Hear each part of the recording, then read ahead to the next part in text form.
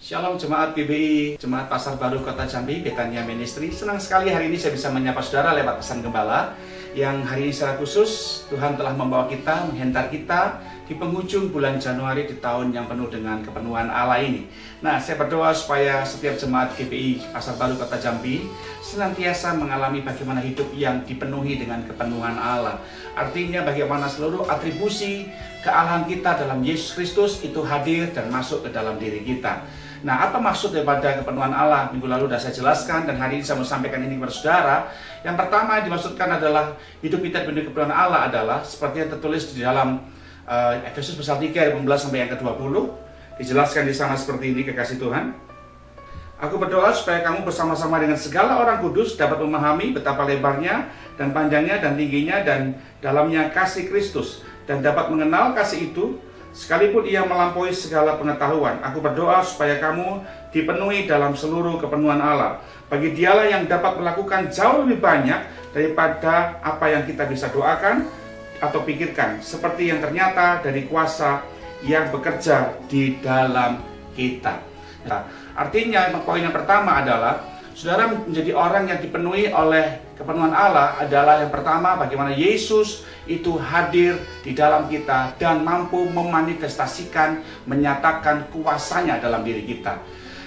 Seperti yang terdapat dalam Galatia pasal 4 ayat yang kelima, bahwa Allah telah mengutus roh anaknya yang tunggal itu untuk masuk di dalam kita. Nah, itulah yang memenuhi kehidupan kita, umat Tuhan. Bagaimana saudara dan saya menjadi pribadi yang memanifestasikan kuasa. Seperti yang dikatakan oleh Tuhan Yesus waktu dia mau naik ke surga, dia berkata apa? Kamu akan menerima kuasa kalau Roh Kudus turun ke atas kamu. Yesus adalah Roh Kudus itu yang telah masuk ke dalam diri kita. Kuasa untuk apa? Bukan semata-mata kuasa mujizat, bukan semata-mata kuasa secara material, di mana saudara punya kuasa untuk membangkitkan orang sakit, membangkitkan orang mati, berhasil dalam prestasi. Itu memang bisa terjadi, umat Tuhan. Tapi kuasa yang dimaksudkan oleh Yesus adalah bagaimana kuasa itu membuat Anda menjadi pribadi yang memiliki karakternya, umat Tuhan. Kuasa untuk bisa mengampuni orang menyakiti kita, itu perlu kuasa. Bisa bersyukur dalam keadaan yang susah, Anda perlu kuasa yang adikodrati, yaitu Roh Kudus. Dan Dialah yang memimpin kita untuk mengarahkan kita ke sana. Untuk mengalahkan kedagingan kita nggak pernah mampu. Kita perlu kuasa yang berasal daripada Tuhan Yesus yang telah hadir dalam diri kita. Nah, itu bagian yang saya sampaikan kepada saudara umat Tuhan Jemaat Jambi, supaya Anda bisa belajar mengerti bagaimana hidup yang dipenuhi dengan kuasa itu. Anda bisa memberi saat Anda kekurangan, Anda bisa menabur saat Anda dalam hubungan ekonomi, itu perlu kuasa. Anda bisa mengampuni orang yang melukai kita, itu perlu kuasa. Dan biarkan kuasa itu yang kita dengarkan dalam diri kita dan kita turuti apa yang membuat dia menuntun kehidupan kita. Nah, maka saya percaya orang akan melihat bahwa hidup Anda menjadi pribadi yang memiliki karakter Kristus. Yang kedua, umat Tuhan, bagaimana hidup kita itu tahan di dalam proses.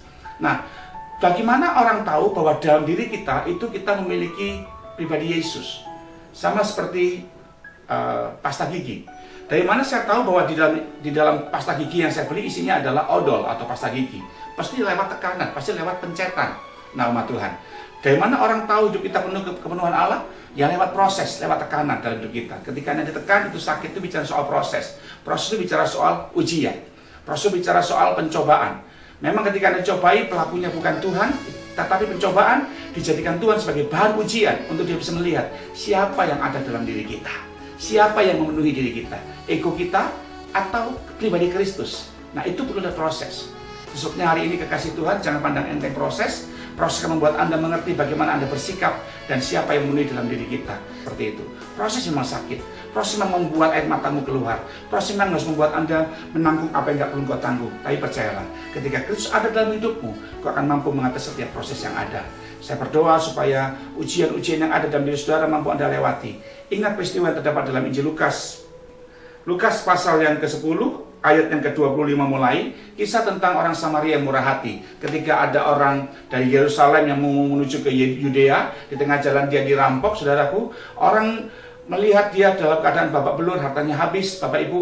Orang sesukunya, orang seagamanya tidak mau menolong dia. Tapi ada orang Samaria yang dianggap musuh oleh orang-orang Yudea dan Galilea. Tapi lihat orang ini begitu murah hati, dia mengampuni. Alkitab saya bilang dia membalut lukanya, mengoles dengan anggur, kemudian mengoles dengan minyak, kemudian dia menaikkan ke atas keledai tunggangannya sendiri dan membawanya ke penginapan dan memberikan uang hanya untuk orang yang dianggap memusuhi dia.